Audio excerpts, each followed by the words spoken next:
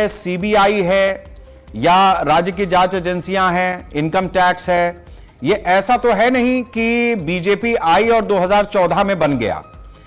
ये आजादी के समय से व्यवस्थाएं कायम हैं, उससे पहले से कायम है बहुत सारी व्यवस्थाएं और चलती चली जा रही हैं अमेंडमेंट के साथ में। हमारे संविधान में संविधान बनने और संशोधन के साथ में चीजें आगे बढ़ी। ये जांच एजेंसियां, इनका काम ही है कि अगर कुछ गलत हो रहा है तो वो सही हो।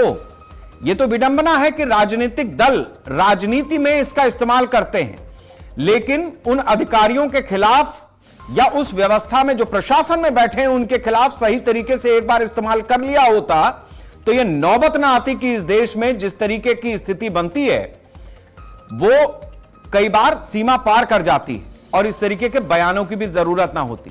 2007 में क्या जरूरत थी मौत के सौदागर कहने की? क्या जरूरत थी कि आप कह दीजिए कि हुआ सो हुआ 1984 को लेकर? और क्या जरूरत थी मल्लिकार्जुन खड़गे को कहने की कि मोदी आतंकवादी? अगर ये एजेंसियां कल आपकी सरकार बनेगी तो इन्हीं एजेंसियों पर आपका भी काबू होगा। ये एजेंसियां अगर आतंकवादियों को पाल रही हैं तो इसका दोषी सिर्फ बीजेपी नहीं, पूरा राजनीतिक सिस्टम है, संसद है। कैसे अधिकारियों को आपने रखा है? अधिकारी तो किसी लिखा पढ़ी के तहत काम कर रहे हैं ना। 2014 से पहले भी इन्फोर्समेंट डायरेक्टरेट था, मैं बिल्कुल मानता हूं। आप जाके उसका सर्कमवेंशन रेट पढ़ लीजिए। 52% अगर विपक्षी के खिलाफ है तो 48% वैसे भी लोग हैं जो कि सत्ता में और दूसरे पॉलिटिकल पार्टी में है। कहने का यह मतलब था कि एक बैलेंस हुआ करता था, जो गलत करता था उस पर एक्शन लेता था। नरेंद्र मोदी के टाइम का ईडी 95% केस अपोजिशन के खिलाफ है।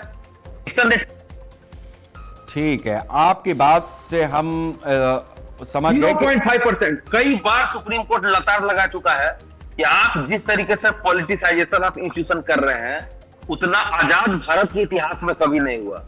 हम लोग देख रहे हैं इलेक्शन कमीशन को, इलेक्शन कमीशन ज्ञानेश कुमार एक बार नोटिस दिए, फिर से हम लोग वापस उनके खिलाफ महाभियोग लाने की तैयारी कर रहे हैं।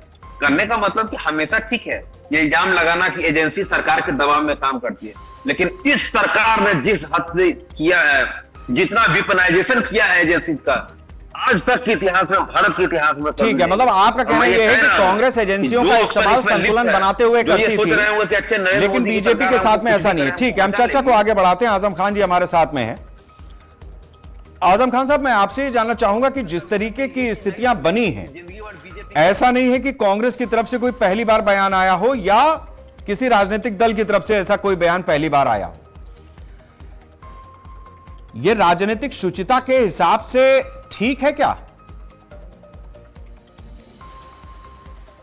देखिए, अगर आज राजनीतिक शुचिता की कमी है या भाषा अमर्यादित है, असंसदीय है, तो उसका सबसे बड़ा योगदान भारतीय जनता पार्टी का है। भारतीय जनता पार्टी ने ही भाषा की मर्यादा खराब करी है। यही प्रधानमंत्री जी जब मुख्यमंत्री थे तो माननीय सोनिया गांधी को कहा था जर्सी गाय और माननीय राहुल गांधी को कहा था हाइब्रिड बछड़ा, और सुनंदा पुष्कर को कहा था 50 करोड़ की गर्लफ्रेंड। तो भाषा की मर्यादा तो इन्हीं लोगों ने खराब करी है। जो उन्होंने बोया है वही आज ये काट रहे हैं। आखिर आप बताइए, संसद एक बहुत मर्यादित जगह होती है। संसद में सांसद रमेश बुधड़ी दानिश अली को किन किन शब्दों से नवाजते हैं, उन शब्दों का शायद आप भी अपने ऑन एयर कहना पसंद नहीं करेंगे। तो भारतीय जनता पार्टी ने अपने किसी कार्यकर्ता पे, किसी नेता पे कभी कार्रवाई नहीं करी। यकीनन राजनीतिक मर्यादा के खिलाफ है, इस तरह के बयान नहीं होने चाहिए। लेकिन जो कुछ हो रहा है उसमें भारतीय जनता पार्टी, आरएसएस, बजरंग दल, विश्व हिंदू परिषद आए दिन मुसलमानों के खिलाफ जो हेट स्पीचेस हैं उस कितनी बढ़ती चली जा रही हैं। उसमें कौन सी रोक भारतीय जनता पार्टी लगा रही है? अभी कल माननीय राष्ट्रीय अध्यक्ष अखिलेश यादव जी की मां को भी अपमानित किया गया, स्वर्गीय मां को। सुषमा खरकवाल ने क्या कहा? तो भाषा की मर्यादा का पाठ पढ़ाने से पहले भारतीय जनता पार्टी जो रोना रो रही है उसको खुद अपने में सुधार लाना होगा।